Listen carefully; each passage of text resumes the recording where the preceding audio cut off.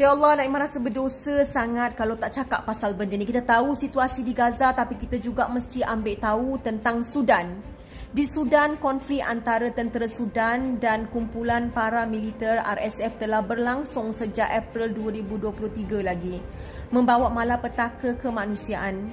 Kebanyakan hospital diserang, kawasan kediaman dibom dan jutaan orang menjadi pelarian dalam negara sendiri. 13 juta orang.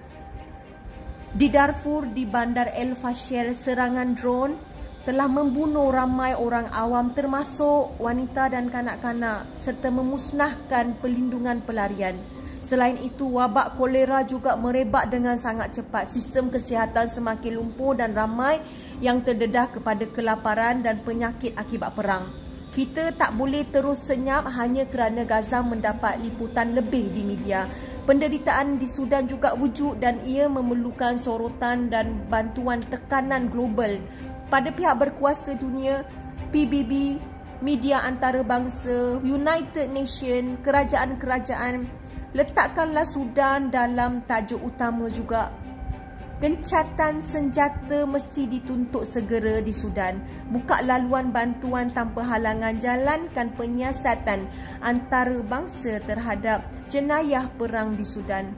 Tanggungjawab global tidak boleh didiamkan.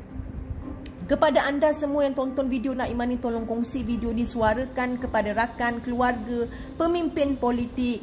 Jangan lupa Sudan. Sokong NGO yang beroperasi di Sudan, tanda tangan petisyen, tekan media agar lebih fokus pada Sudan. Kita boleh jauh daripada Sudan secara fizikal, tapi suara dan perhatian kita boleh menyelamatkan rakyat Sudan punya nyawa ni. Naimah tak sanggup diam apabila tengok penderitaan kemanusiaan ni. Kita bersuaralah, bertindaklah sekarang.